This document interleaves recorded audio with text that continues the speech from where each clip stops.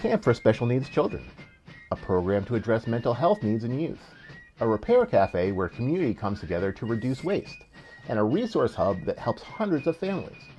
What do they have in common? They show the innovative mindset of municipal employees to tackle problems and foster community in their towns and cities. Oh, and they were the 2024 Municipal Excellence Award winners at the CCM convention. Today on this episode of Municipal Voice, we're talking to representatives from Stonington, Guilford, Glastonbury, and Norwalk about their winning concepts and what it means to excel for your residents. The Municipal Voice is the Connecticut Conference of Municipalities podcast in collaboration with WNHH LP 103.5 FM. I'm your host, Matt Ford. As always, be sure to give us a like and let us know what you're thinking in the comments. CCM's Municipal Voice podcast continues to present a key forum on important state and local issues. The views expressed do not necessarily reflect the consensus views of CCM or member municipal leaders.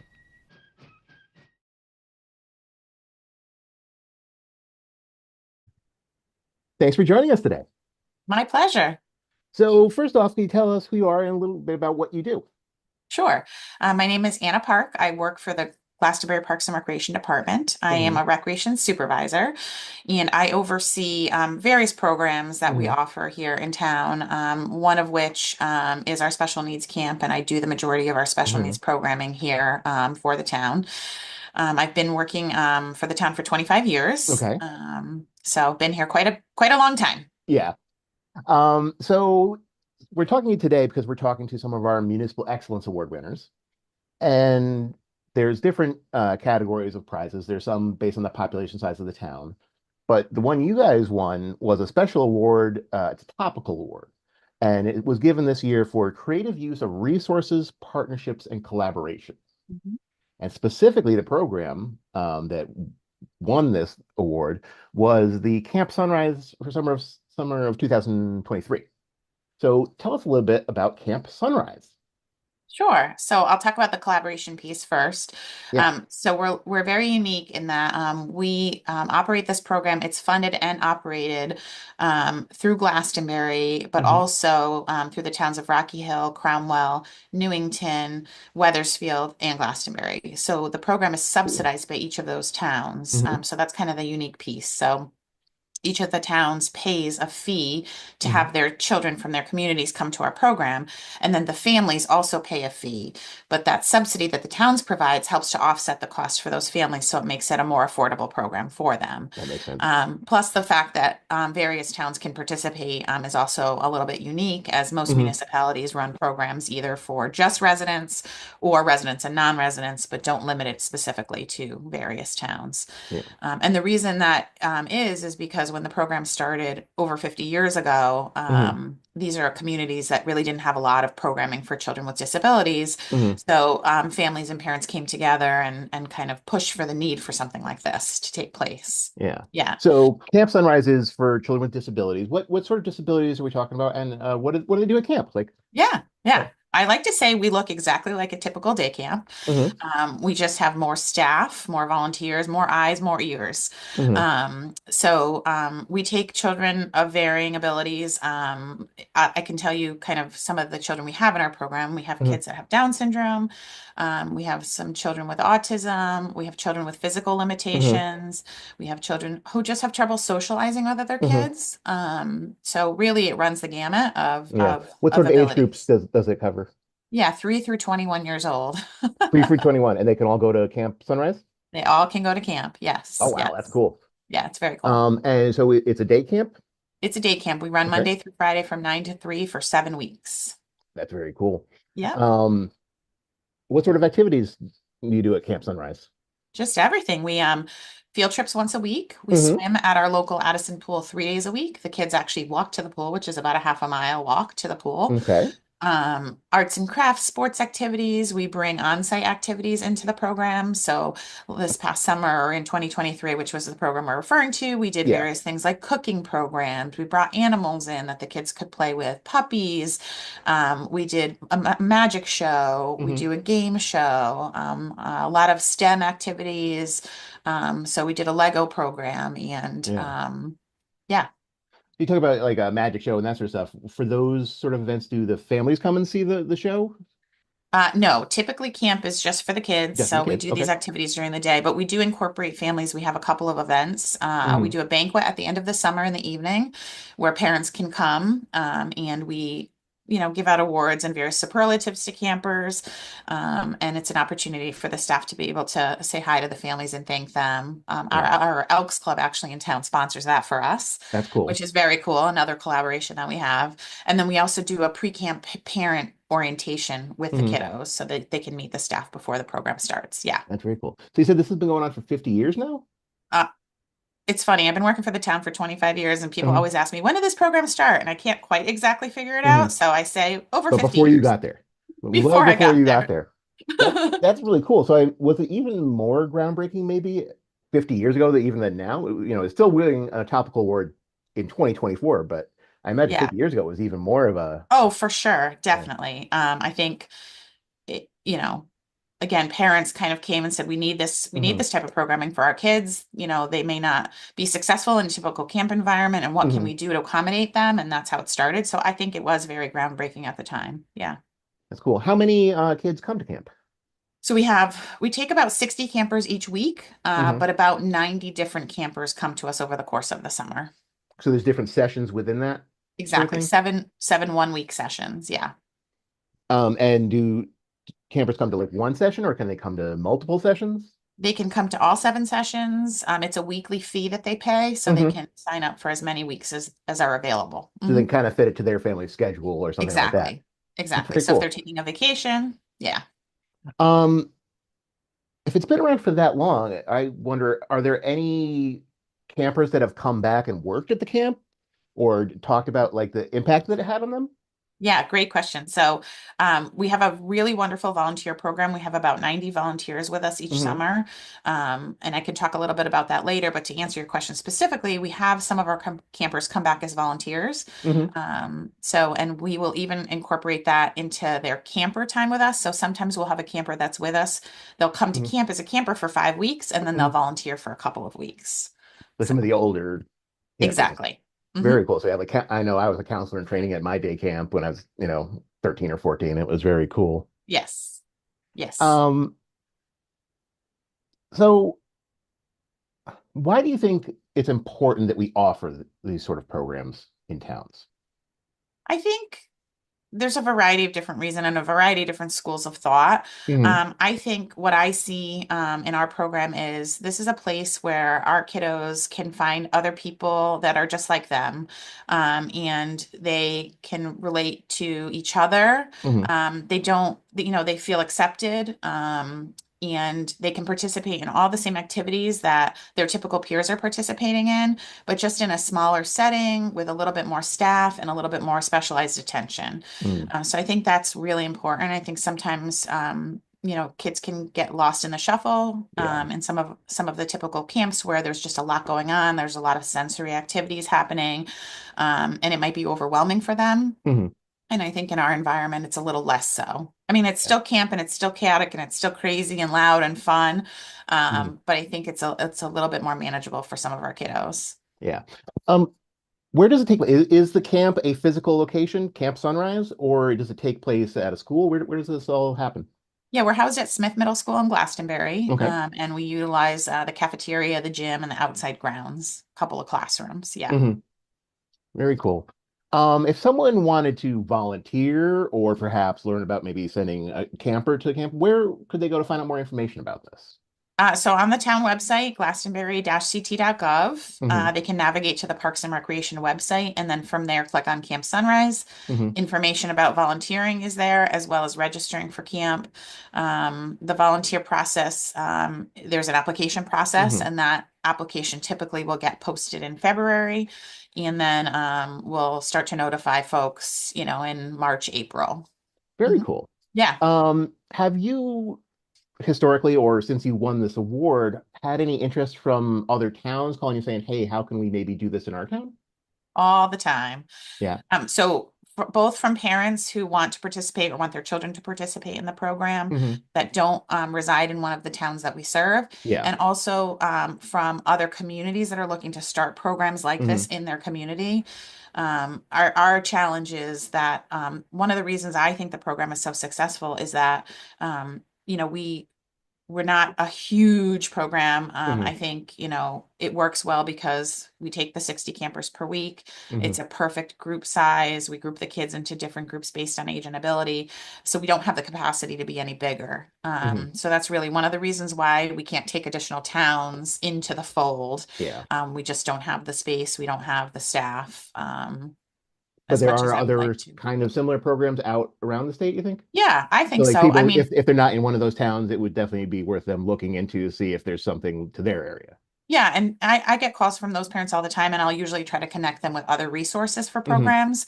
There are other communities that run special needs camps and that do a wonderful job with it. Hmm. That might not have this kind of five-town collaboration that we do, but they still do a really nice job. So there's other options out there for families. Awesome. Well, Hmm. it sounds like a wonderful program and it's going strong for 50 years, may go for another 50, but in 2024, you guys won the award. So congratulations.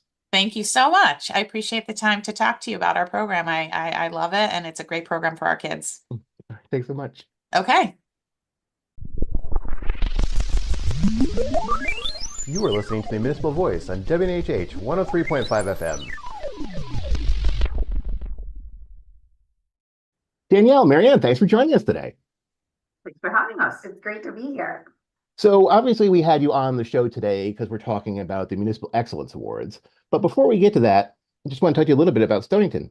What's going on in Stonington? Anything exciting happening coming up? Always exciting things Yeah? happening. Always exciting things happening. No, there is so much exciting things happening. And we were actually just talking before we got started about how every pretty much good thing that happens is because of partnerships Hmm. that have happened, between the school and the town and different people in the community. And it's really just amazing what you can accomplish when everybody comes together. Yeah, isn't it though? Danielle, you're the first selectman. But Marianne, tell us a little bit about what you do for Stonington. So I'm the superintendent of Stonington Public Schools. So I Hmm. oversee 4 or 5 buildings, really. I have 4 traditional schools and then Hmm. one alternative program that is housed at the district office. We're a district of about 1,800 students, so it's a Okay. tiny district, but it's a spectacular district, school district, located in an amazing town with fabulous resources. I mean, we have partnerships with the Mystic Aquarium, the Mystic Seaport, Yellow Farmhouse, New England Science and Sailing, and the list goes on and Yeah. on. So if you can't do fantastic work in this location for students, something's very wrong. So Yeah. So many I'm other schools spoiled. have to I'm go on a spoiled. field trip to see a lot of that stuff that you're talking. Exactly. We just have to go around the corner. So Gotta we're go very around the blessed. corner. Very That's blessed. great. Well, we had you on today to talk about your win in the Municipal Excellence Awards, which is very cool. We presented these awards recently at our convention, but Stonington won for their project called Pathways to a Brighter Future, Empowering Youth to Lead a Healthier, Freer Childhood. What does that mean? That's a long title. The long title. It really sums up. I'm gonna let Marianne start because it really started with her and her amazing insights of how we can really, improve what we're doing with our youth. And it's definitely linked back with CCM's work on at-risk and disconnected youth. Oh, okay. So it really all comes together. But I'm gonna let Marianne start. So as everyone across the country knows, that we have a serious issue with attendance in our schools. Hmm. Chronic absenteeism has crept up, obviously with the pandemic, but it hasn't fully recovered yet. Hmm. And that's just a symptom of a larger issue, Matt. And that's the message that our youth is telling us, that the school system's offerings are not working for them, right? It's the message that it's not important to come to school is a message that we're getting loud and clear. So we're looking at trying to make programming that's more engaging for students, Yeah. who might not want to go to college. Maybe they want to go into the construction trades or Hmm. healthcare and want to get a CNA kind of credentialing. But the other piece that we've become quite interested in is this idea of mental health Hmm. and the connection between the mental health epidemic and social media platforms. Yeah. And so one facet of this work that is mentioned in the award is the Stonington Middle School took a brave leap this year, Hmm. and we're lucky enough to be able to secure Yonder pouches for all of the students' cell Okay. phones. So what So are Yonder pouches? Can you a just describe Yonder this quick? pouch it literally looks like an oversized glass case, Hmm. eyeglass case, and so the Okay. smartphone goes right into that case, and it snaps with a magnetic lock. And so at the beginning of the day, the children come into school, they already have their pouches, the phones go into the pouches, they're locked up so they cannot access them, and the pouches go into their lockers. So all day long, then they can't on their way back from the bathroom stop in their locker and check their phone. They're literally device free from the smartphones and the social media platforms for 7 hours a day. And again, we didn't want to just take something away from them. We also in place of that, if you will, we turned recess to the middle school, which has been an enormous success.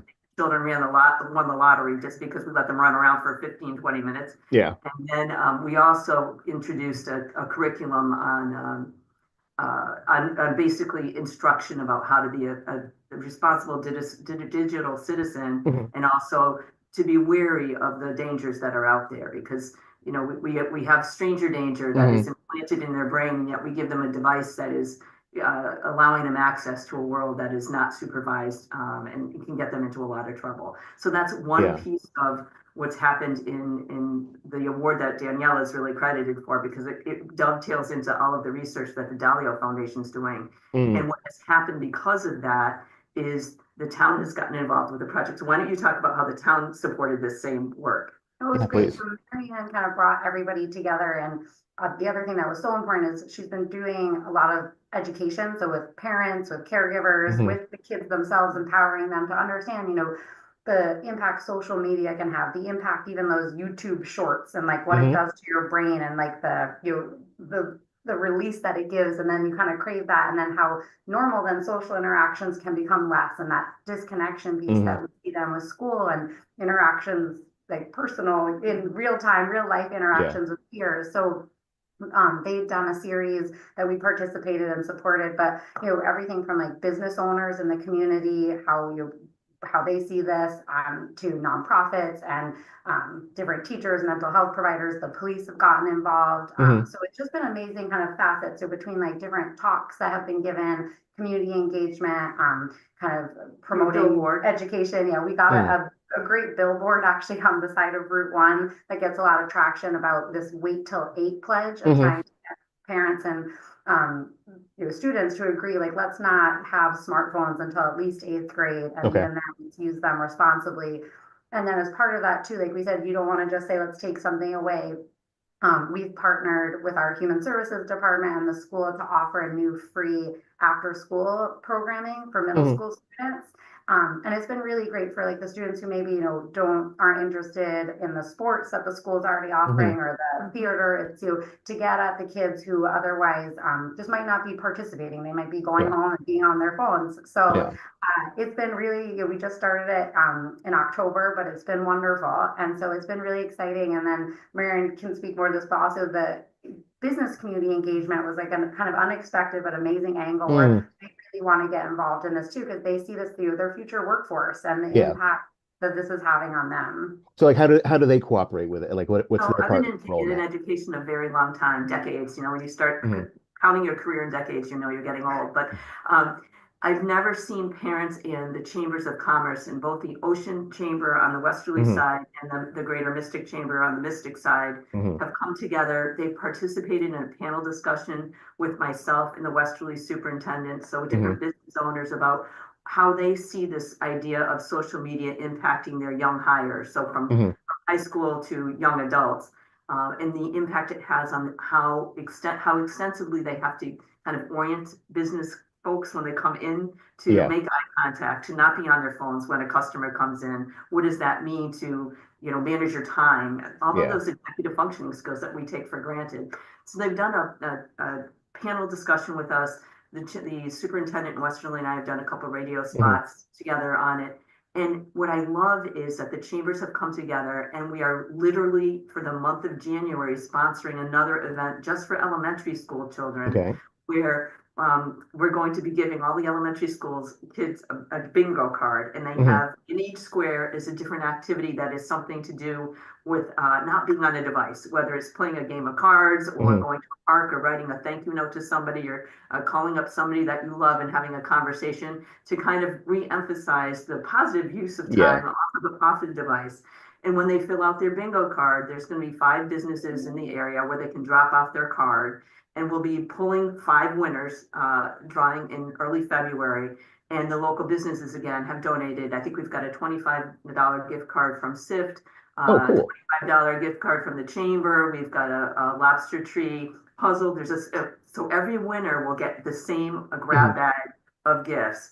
And I just think that speaks to how the community is seeing how important this is, and that this mental health crisis, it's not something the schools can do on their own 7 hours a day for 10 months of the year. It is a community crisis that we can address together.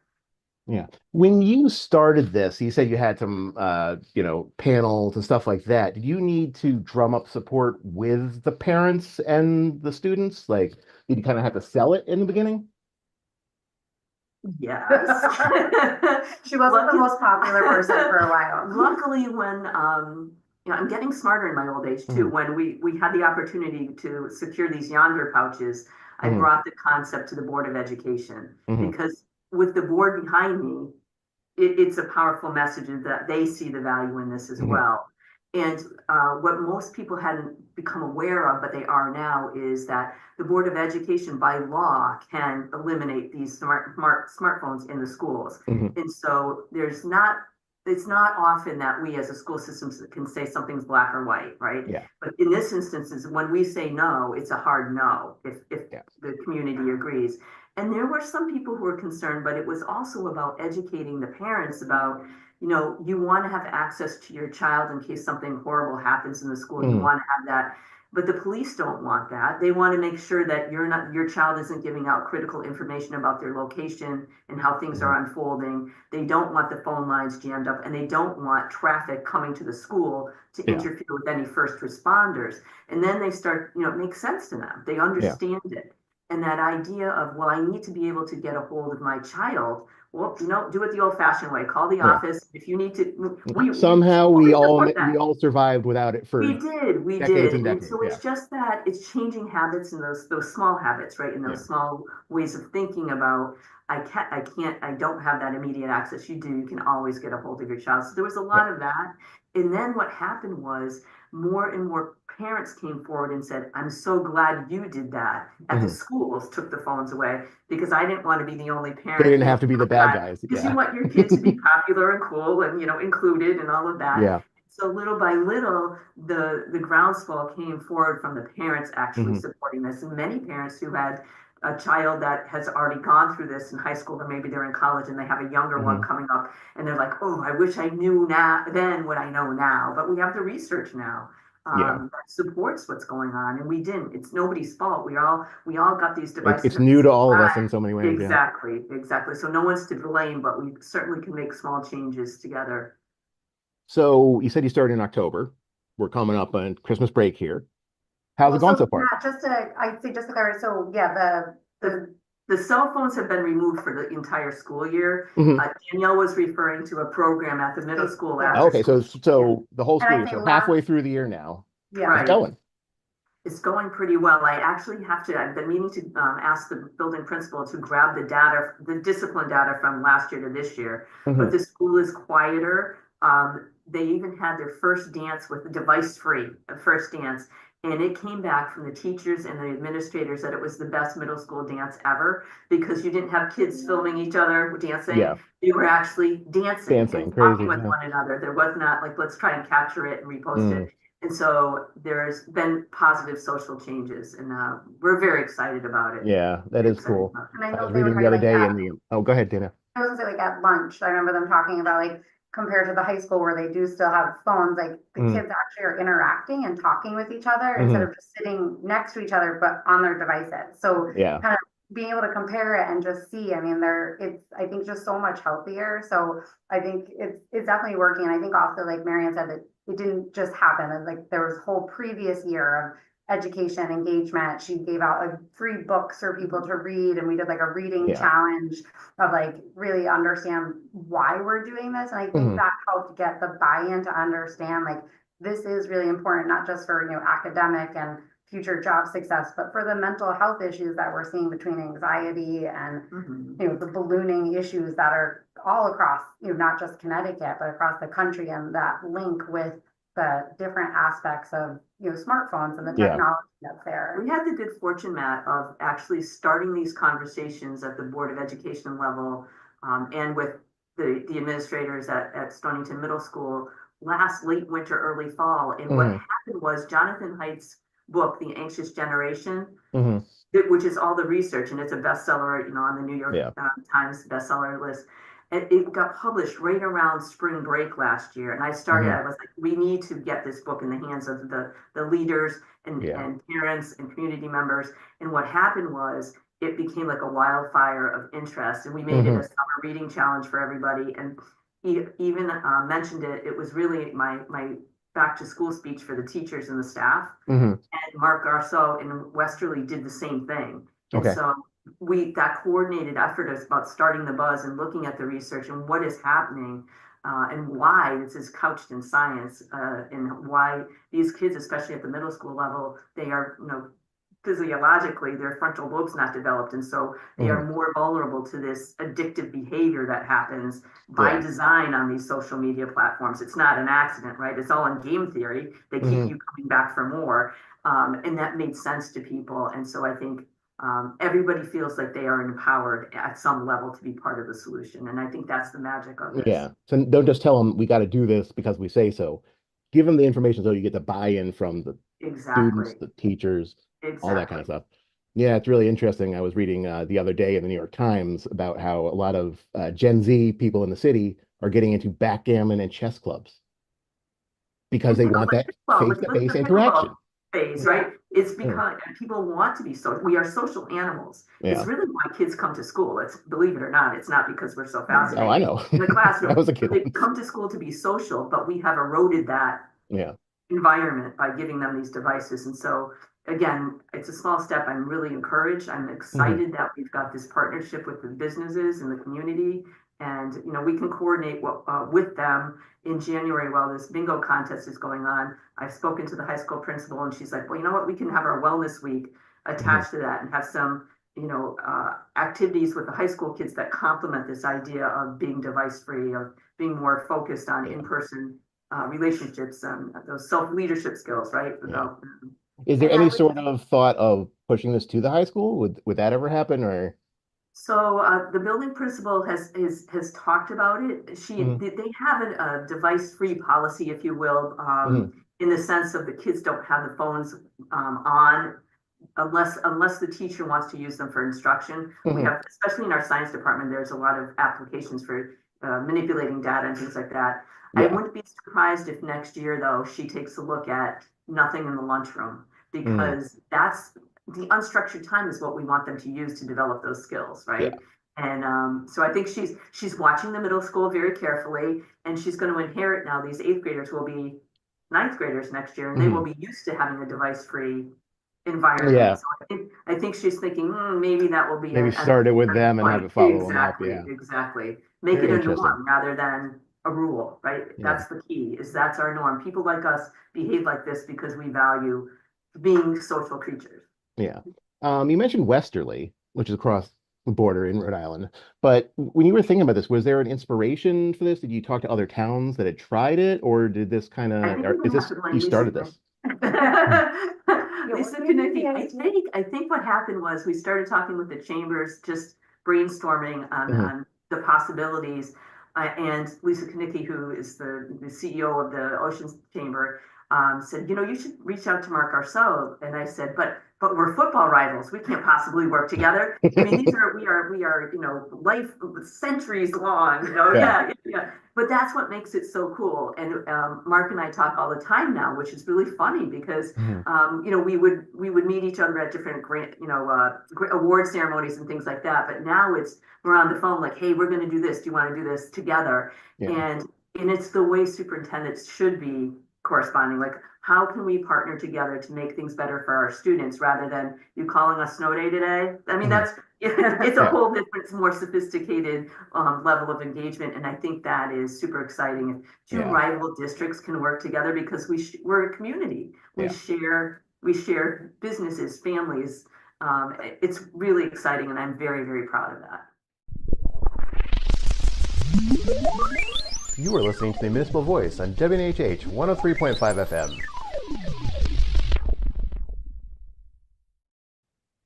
Carrie, thanks for joining us today. Yeah, I'm happy to talk to you about this Repair Cafe. Yeah, it's very cool. So you were or Guilford was one of the winners for the Municipal Excellence Awards at our recent convention. And the project you won for was the Repair Cafe. Could you tell us a Right. little bit about the Repair Cafe and how you're involved? Well, I'm the chair of our Sustainable Guilford Task Force, Okay. and so we take sustainable initiatives Mhm. to Guilford, and we worked with Sustainable Connecticut as well Okay. to get the certification. So that's our job in Mhm. town. And one of the initiatives was Repair Cafe. Mhm. It is something that we had been thinking about for a while, but we had just the right people come together Mhm. that were interested in Repair Cafe in a very big way, because it's a lot of work to Yeah. organize and put together. So we had just the right people, the right team at the right time to organize this Repair Cafe. Very cool. And yeah, so it Repair Cafe actually started in Amsterdam. I don't Okay, know so if you were. you didn't invent this concept. This is not something We did not invent Okay. this. It's It's something we had new in heard Guilford, about. but not new in the world. Okay. Right, exactly. So I think it was started around 2007 in Amsterdam, Okay.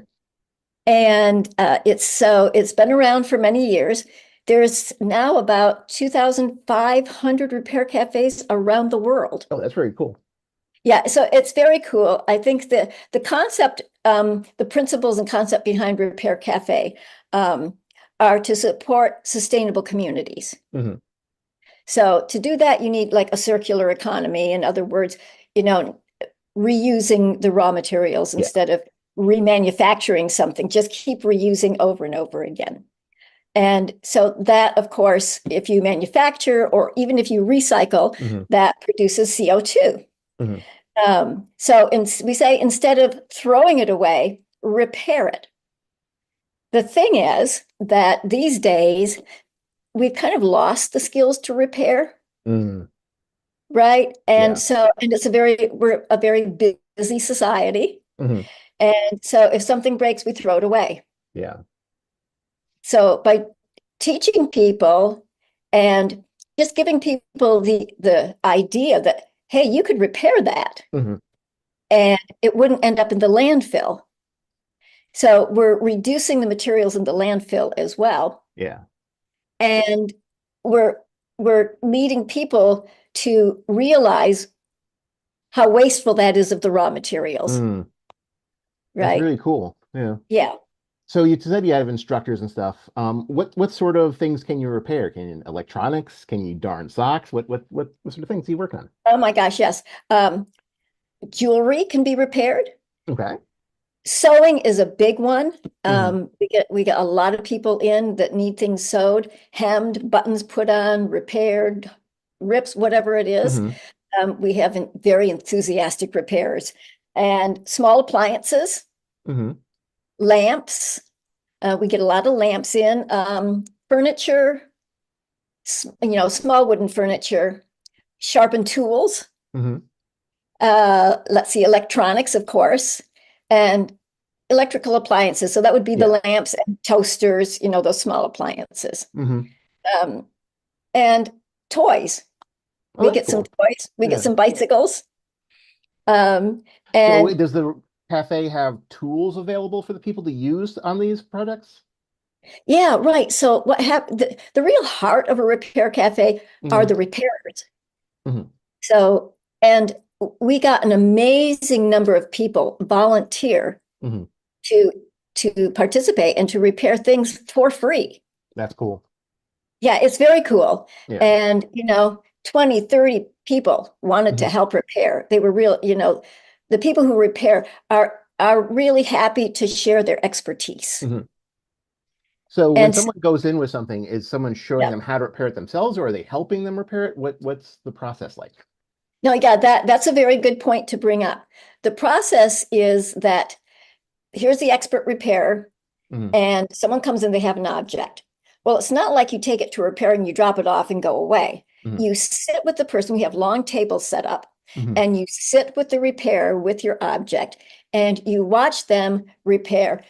They talk to you Mhm. about what's wrong with it. So they kind of analyze your object. Mhm. And so the person who is bringing in the object is really learning a lot about that Yeah. because you're seeing this object being taken apart and analyzed and saying, hey, you could do this or you could do that. Now, we don't really always have like the parts they would need, Mhm. but then that person would learn what parts they do need, Mhm. where to go to get them, um, who in the community might be a professional repairer somewhere. Mhm. So even if it's not fixed immediately at that time, Mhm. the person learns how to repair. That's cool. So it's really both things. So, who is the program open to? Is it all Guilford residents? Could people from other towns come in? What's the rules? Yeah, well, we actually advertised quite widely, and so we Mhm. got people from all up and down the shoreline. Okay, so it's not just Guilford. Yeah, for our first repair cafe. Now That's we've cool. had three. Yeah, we've had three so far. So Mhm. we did one 2023 in November. That was our first one. Mhm. In that one, 80 people showed up all That's at cool. once in Wow. the first hour. And we were like, whoa, we were hoping a few people would show up. And here's 80 people and they're lining up out the door. We held Wow. it at our community center in Guilford. And it was a little overwhelming Mhm. because we had to process these people really fast and they're holding heavy objects Mhm. sometimes. And but the atmosphere is just really, a jovial atmosphere Mhm. because this is something new and different and it's free, right? Yeah.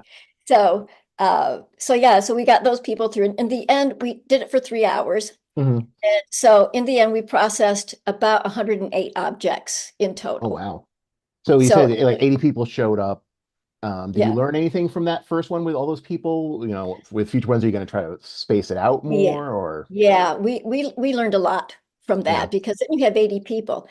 The reason why it's a repair cafe is the cafe part. Mhm. So the cafe part is we have a cafe set up. Oh, So cool. on one side of the room, we have the tables with repairs. On the other side, we have coffee and tea and cider and whatever. Mhm. And we have refreshments, baked goods. And so people are invited while they're waiting to sit at these round tables Mhm. and socialize. Cool.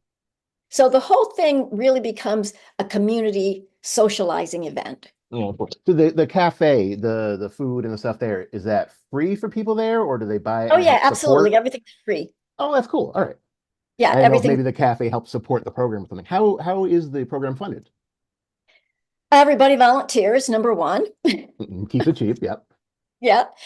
Um, we had food donated by Havens Harvest. That's the group that rescues food Hmm. uh, and then distributes it to various organizations around town. So they gave some. We had lots of people who wanted to bake. Hmm. So we had a lot of good stuff to eat. Yeah. Um, and then the repairers are very generous. Mm. They bring any of their parts and all of their tools, and they just set up a shop. And then if it's if it's a part like let's say it's a part to a lamp, Hmm. and the lamp repairer has some available, well then the person with the lamp would of course want to reimburse Yeah. the repair for the cost of that. Hmm. Because it's not So coming from the program or the town, it's coming from that person's own it comes from that stash of person. parts. Yeah. Yeah, say, wow, you actually have the part, sure, and I'm happy to give you whatever, a few dollars, whatever that part Yeah. might cost.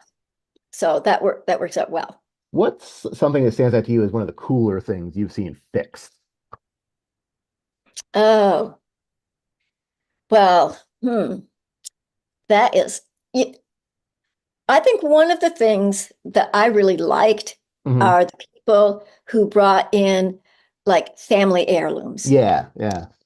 and because they were so meaningful to these folks. And let's see, there was one lamp that was just absolutely gorgeous. Yeah.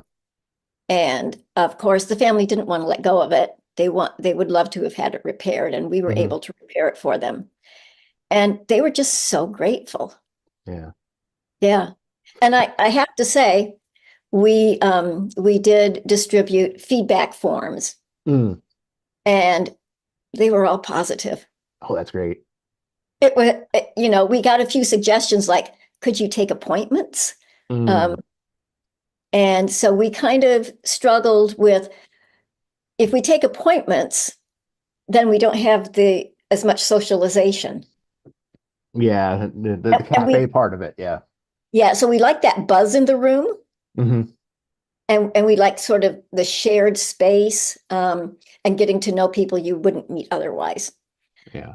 But then that is the problem that we're learning from is everybody, the second one, actually the third one now that we've had, everybody came at the beginning again. Hmm. So you get this big rush at the beginning. So you get a line, and you're trying to, I've worked mainly in the front intake desks, and you're trying to bring people in as quickly as possible and organize them according to, what the object is Hmm. and who the repairers are available. And that can get complicated. And so next time I think we're going to try the appointment idea. Do you know when the next one's going to be? Do you have a date set or?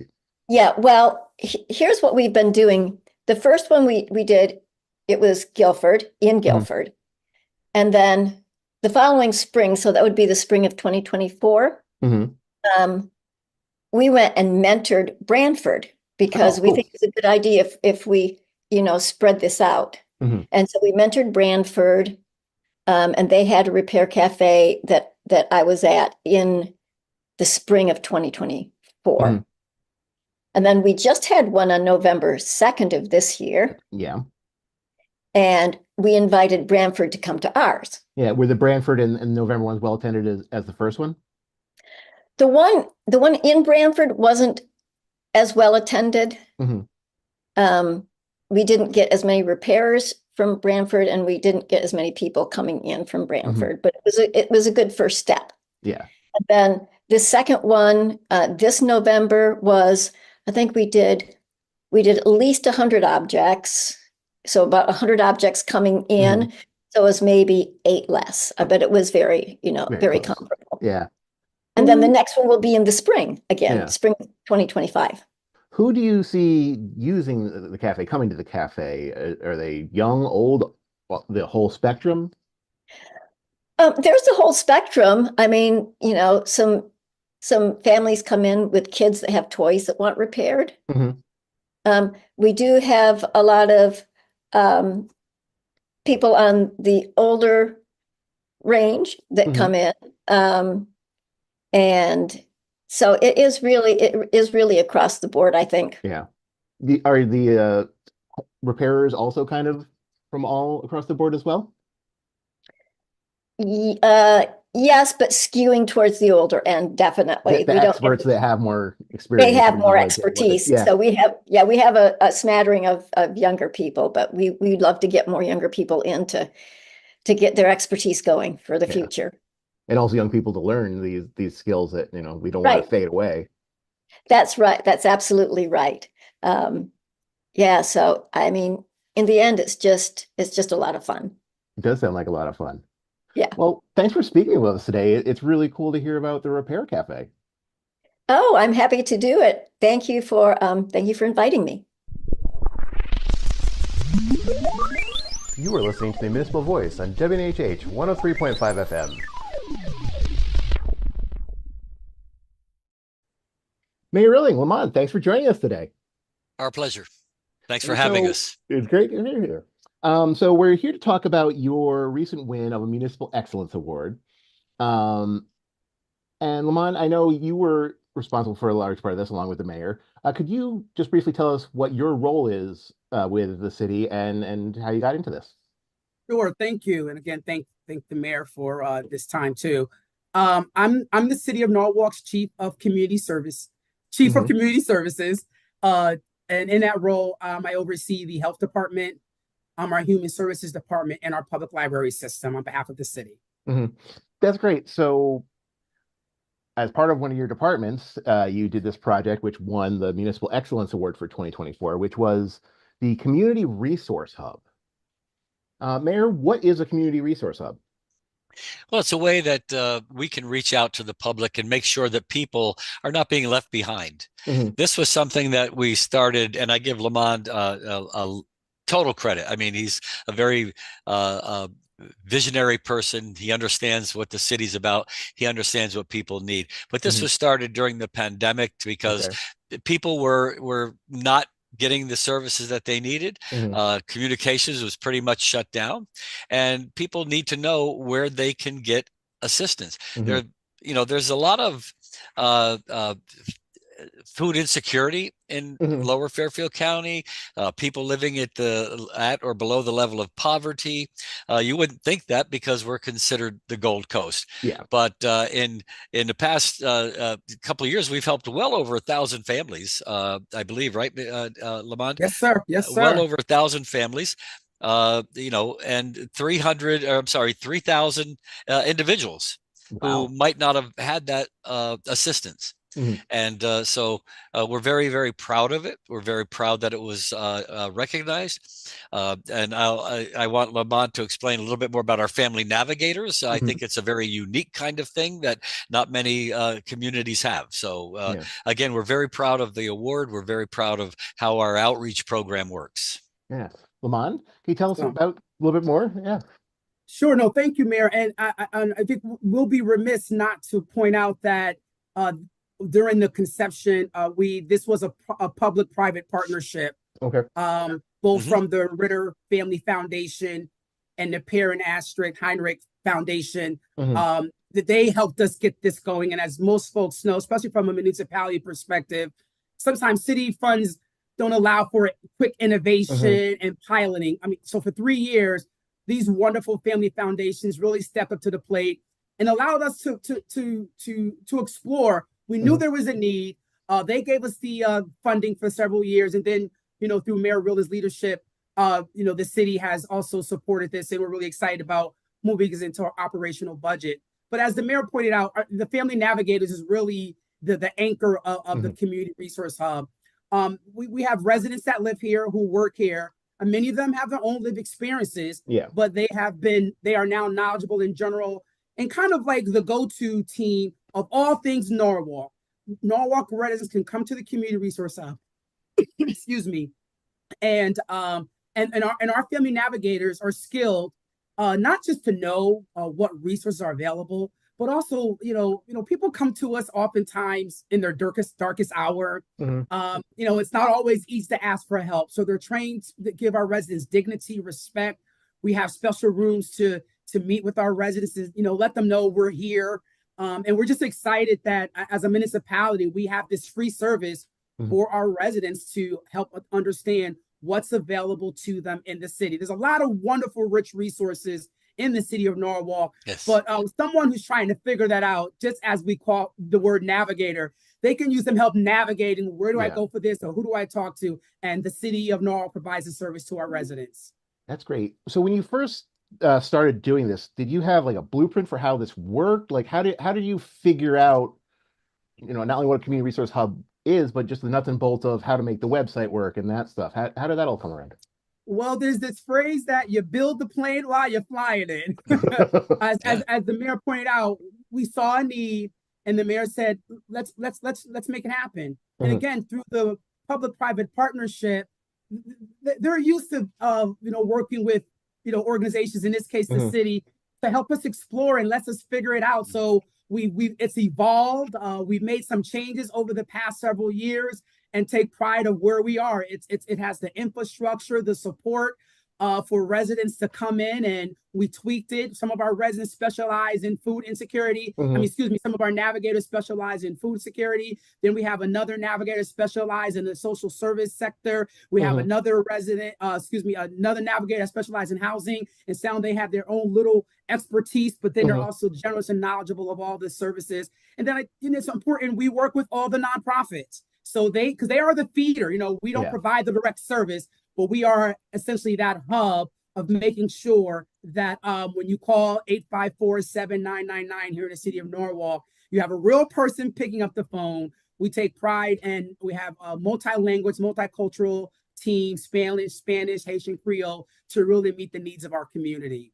That's awesome. Mayor, what does the assistance kind of look like when someone calls in? Is it different for everybody? Do you see a lot of the same kind of needs? Well, people have consistent needs, Mm-hmm. but also people are individuals that have different needs.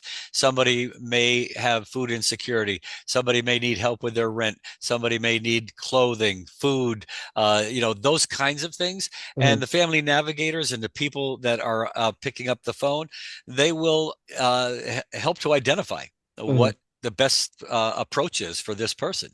As Lamont mentioned, building the plane while you're flying it. The same thing with going through the pandemic. There's mm-hmm. no manual of how to handle the pandemic.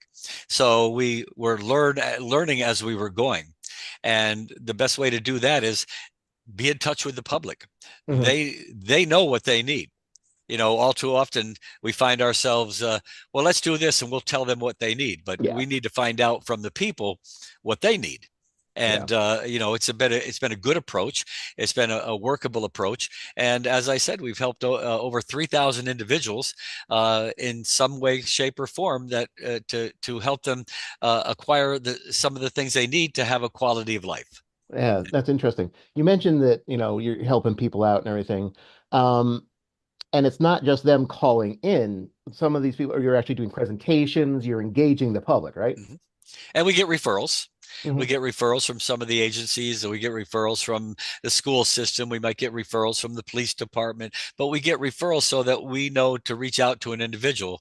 And, a lot of people are a little, maybe sometimes, even though they shouldn't be, mm-hmm. A little embarrassed to reach out for help. Yeah. So it's up to us to try to identify those people and reach out to them. And so it's really, this has been a wonderful program. And mm-hmm. as I said, I think it's a model for other cities to replicate. I don't think there's many people have this kind of a system in place. Yeah. Mont, have you spoken to any of your counterparts in other towns? Has anyone expressed interest in what you're doing? Yeah, we have. Actually, we get calls a lot, some of our neighboring communities asking, what are you doing? We've heard about it. We also host every other Friday. We had one this morning that, again, the municipality through my office, we lead, which is the community provider network call mm-hmm. Every other Friday. And that started out from COVID, and we continue mm-hmm. to the mayor's point around, the city through the mayor's leadership stepped up, and we'd have calls with just about everyone in the city. The mayor will lead those calls weekly, sometimes twice a week. And out of that process, the nonprofits have said we need to stay together. So the nonprofits every other Friday stay together. We talk, we hear what the issues are, we learn about the issues. And that's where the flexibility of the community resource hub, we can kind of evolve and shape kind of the needs, or we have more pressing needs. We'll make sure our team is fully aware of what's available in that particular area. And to your point, we now go out and speak at schools, churches, to let them know your city is here to help you. We promote it through social media, but again, not everyone has access to the internet. So we work to provide these presentations. And at this point, we'll go, anyone who wants to hear what the city provides, we make that happen and through the work that we do here at the Community Resource Hub. Awesome. Well, it sounds like it's a terrific program, and you're well-deserved a 2024 Municipal Excellence Award. Just while we have you here, looking forward to 2025, is there anything going on in Norwalk that you're excited about? Well, there's a lot happening in Norwalk. We're excited. We're building new schools. Mm-hmm. We're improving our infrastructure, which in some areas is well over 100 years old. Cool. People are interested in Norwalk. People mm-hmm. are moving into Norwalk. They've taken notice of what we have to offer, our location, our amenities, all the kinds of things that improve upon the quality of life. Mm-hmm. And, we're seeing across the board, people just, I've had people from surrounding towns, which maybe we'd normally call the bedroom communities. Mm-hmm. They tell me, oh, we love Norwalk. We came here because we came in, we looked around, we saw it was a great place. So we moved here from such and such a place. I won't name them right now, but pretty much a lot of different places. And when I talk to people, they say they're really pleased to see what's happening here in town. Yeah. And I am too. But, it's because I and my team, we put together a wonderful team of professional people with skills and knowledge and abilities, and more importantly, the passion to work on behalf of the city. And as a result, we have gotten we've gotten our act in order, and we've made Norwalk a really good city, and I'm very proud of it. That's awesome. Lamont, is there anything in your department that you're excited for this coming year? Absolutely. Echo everything the mayor has said. We care about our people, evidenced by this program. We're going to institutionalize it into our budget this year. Thank you, Mayor. But it's, so that residents know that there's a place that they can come in City Hall and say, hey, I need some help. Where do I go? And you have some wonderful people who will greet them with respect and a smile to say, come, let's sit down. Let's help you figure out how to best meet your needs. So I'm really proud of that. Awesome. Well, Mayor Lamont, thanks so much for speaking with us today, and congratulations again on your Municipal Excellence Award. Congratulations again to all the Municipal Excellence Award winners. The Municipal Voice is a co-production by CCM and WNHH 103.5 FM. Mr. Thornton is our executive producer, Christopher Gilson is our producer, Harry Draws is on the boards, and I'm Matt Ford, your host.